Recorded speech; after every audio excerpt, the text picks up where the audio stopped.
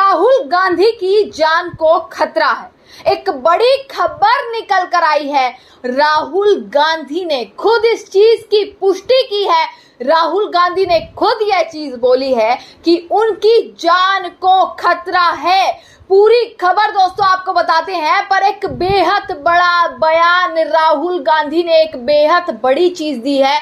बोली है कि सीधा सीधा उनकी जान को खतरा है और उन्हें सुरक्षा दिलाई जाए। ये राहुल गांधी ने बड़ी चीज कही है। दोस्तों नमस्कार, मैं दामिनी शर्मा सजग भारत में एक बार फिर से आप सभी का स्वागत करते हैं। दोस्तों खबर की ओर चलते हैं। देखिए, सबसे पहले राहुल गांधी का बड़ा बयान। राहुल गांधी ने जो बड़ी चीज कही है कि मेरी जान को खतरा है, और ये चीज राहुल गांधी ने पुणे कोर्ट से कही है। किस बारे में है, किस चीज को लेकर खतरा है, ये सारी चीजें मैं आपको बताती हूं। राहुल गांधी कहते हैं कि गोडसे के वंशजों से सुरक्षा दिलवाएं।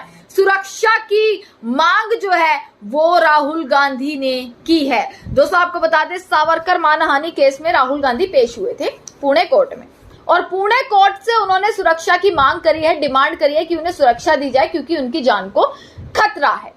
दोस्तों जैसे आजकल राहुल गांधी जिस हिसाब से चुनाव आयोग को सरकार पर आरोप लगा रहे हैं, वोट चोरी का एक एक खुलासा कर रहे हैं, सब कुछ लाइव इस देश के सामने रखते हुए नजर आ रहे हैं, और इतना समर्थन राहुल गांधी को मिल रहा है आज की तारीख में, और उसके बाद राहुल गांधी का ये बयान आ जाना कहीं ना कहीं ये दर्शाता है कि वाकई में क्या ऐसी कोई चीजें हैं। राहुल गांधी एक तरफ लगातार वोट चोरी के आरोप लगा रहे हैं, राहुल गांधी एक तरफ लगातार खुलासों पर खुलासे कर रहे हैं, एटम बम फोड़ रहे हैं, रैली आंदोलन हर चीज की तैयारी की जा रही है इंडिया गठबंधन की तरफ से। मीटिंग्स पे मीटिंग्स हो रही है। कल कुछ घंटों बाद फिर से एक रैली है। देश में आंदोलन तक की तैयारी कर ली गई है कि हर राज्य को घेरेंगे। उसके बाद जवाबदेही बिल्कुल भी नहीं, ना सरकार की तरफ से ना चुनाव आयोग की तरफ से।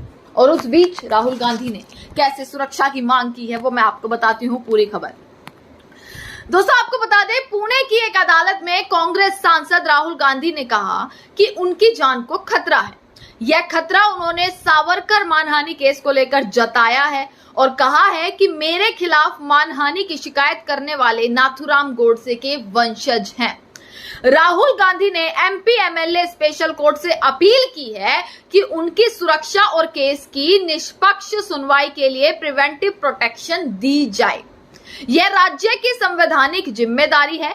कोर्ट इस मामले की अगली सुनवाई अब 10 सितंबर को करने वाली है। राहुल गांधी ने कहा है कि महात्मा गांधी की हत्या एक सोची समझी साजिश थी, और ऐसे पारिवारिक इतिहास को देखते हुए उन्हें नुकसान पहुंचने या गलत तरीके से फंसाए जाने का खतरा है। ये दोस्तों बहुत बड़ी चीज राहुल गांधी की तरफ से की गई है, और अब इस सुनवाई को 10 सितंबर तक के लिए टाल दिया गया है। आपको बता दें 10 सितंबर को अब इस कोर्ट में जो है वो पेशी होगी और इस चीज पर सुनवाई होगी। पर राहुल गांधी सीधा कहते हुए नजर आ रहे हैं कि जैसा इतिहास रहा है, उनका परिवार का जैसा इतिहास रहा है, उसको देखते हुए उन्हें लग रहा है कि उन्हें नुकसान पहुंचाने की कोशिश की जा सकती है। दोस्तों एक बहुत बड़ी खबर, बहुत ही बड़ी स्टेटमेंट जो है राहुल गांधी विपक्ष के नेता की तरफ से दी गई है, तो इस पर विचार और विमर्श करना जरूरी है। दोस्तों आपको बता देते हैं, आप देख लेंगे राहुल गांधी ने बहुत सारी चीजें कही। उन्होंने हाल के अपने राजनीतिक बयानों का भी जिक्र किया, जैसे संसद में 11 अगस्त को वोट चोरी कुर्सी छोड़कर नारा और चुनावी गड़बड़ियों के दस्तावेज पेश करना, जिससे राजनीतिक विरोधियों की नाराजगी बढ़ी है। उनका ये कहना है जिस तरीके से वो इस चीज को पेश कर रहे हैं, वोट चोरी को लेकर खुलासे कर रहे हैं, जैसा कि अभी मैंने आपको शुरुआत में ही बताया था कि एक तरफ तो वोट चोरी का खुलासा कर रहे हैं। क्या ये भी एक वजह हो सकती है कि राहुल गांधी को शिकार बनाने की, निशाना बनाने की कोशिश की जा सकती है, क्योंकि विरोधी बढ़ रहे हैं, उनमें नाराजगी बढ़ रही है किस तरीके की। ये खुद अब राहुल गांधी इस चीज को एक्सेप्ट करते हुए दोस्तों नजर आ रहे हैं।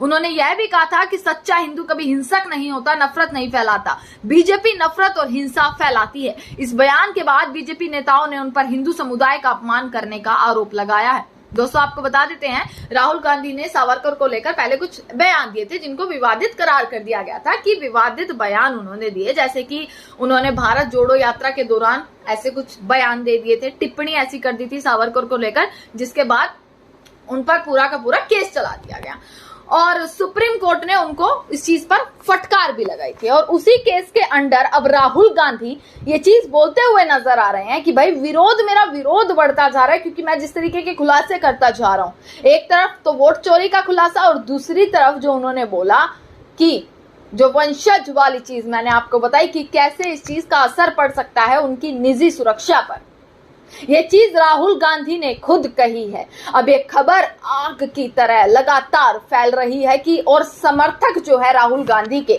विपक्ष के, वो अब इस चीज पर पूरा का पूरा अब चौकन्ना हो चुके हैं। कहें तो पूरा अब नजर विपक्ष की इस चीज पर है कि आखिर सुरक्षा दी जाए उन्हें, और कड़ी सुरक्षा उन्हें दी जाए और बचाव पूरे तरीके से किया जाए, क्योंकि विरोधी हैं, नाराजगी बढ़ रही है।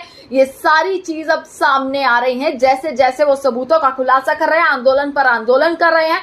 ठान लिया है कि सरकार को छोड़ेंगे नहीं। इस पर लगातार दोस्तों लगातार अब इस चीज पर नजर बनी हुई है कि आखिर क्या सुरक्षा दी जाती है या नहीं। दो मामले यहां पर आ जाते हैं। राहुल गांधी जिस तरीके से चुनाव आयोग और पूरी सरकार का काला चिट्ठा खोलने में लगे हुए हैं, वोट चोरी को लेकर ये तय कर चुके हैं कि कैसे न कैसे करके सब कुछ सामने लाकर रहेंगे। यहां तक कि चैलेंज दे दिया कि कभी ना कभी हमारी सरकार तो आएगी और जब सरकार आएगी तो छोड़ेंगे नहीं। राहुल गांधी के साथ तमाम विपक्ष के सांसद, इंडिया ब्लॉक, इंडिया का महागठबंधन पूरा इकट्ठा नजर आ रहा है। प्रियंका गांधी हर दिन संसद में नारेबाजी करती हुई नजर आई और सीधा निशाना जो है वो कुर्सी पर दागती हुई नजर आई, चाहे वो कुर्सी हो चुनाव आयोग के आयुक्त लोगों की, या वो नरेंद्र मोदी की कुर्सी हो, या वो अमित शाह की कुर्सी हो। और सीधा निशाना कुर्सी पर साधा गया कि वोट चोर गद्दी छोड़। और ये नारा अब पूरे देश में राहुल गांधी को किस तरीके से समर्थन दे रहा है वो जरूर देखने वाली चीज हो जाती है दोस्तों, कि वोट चोर गद्दी छोड़ का नारा अब लोग खुद इस्तेमाल कर रहे हैं, लोग इस चीज को ट्वीट कर रहे हैं, लोगों ने इस चीज का हैशटैग चला दिया है। तो ये सोचने वाली बात यहां पर हो जाती है और खुद राहुल गांधी कहते हुए नजर आ रहे हैं कि उनका विरोध अब धीरे धीरे बढ़ता जा रहा है, क्योंकि पहले से ही जो लोग विरोध कर रहे थे, क्या वो इस चीज को सहन करेंगे कि भाई उनके नेता, उनकी पार्टी, उनके दल पर किस तरीके से आरोप लगाए जा रहे हैं, उनकी कुर्सी पर आरोप लगाए जा रहे हैं कि नरेंद्र मोदी तो चोरी कर पीएम बने हैं, क्या उस चीज को वो सह पाएंगे? तो विरोधियों के अंदर कैसी भावना उत्पन्न हो रही है इस चीज से, वो देखने की बात दोस्तों यहाँ पर बन जाती है। तमाम खबरें आप तक पहुंचाते रहेंगे। इसी के साथ कल 14 अगस्त है और एक महारैली जो है वो करने जा रही है कांग्रेस, मार्शल पूरा का पूरा मार्च निकालने जा रही है और इसके साथ तय करी गई हैं तारीखें कि कब कब कैसे कैसे कैसे आंदोलन होना है। उस पर भी दोस्तों सबकी नजरें टिकी हुई हैं, सबकी नजरें बनी हुई हैं। तमाम खबरें आप तक पहुंचाते रहेंगे। देखते रहेगा सजग भारत। आपका बहुत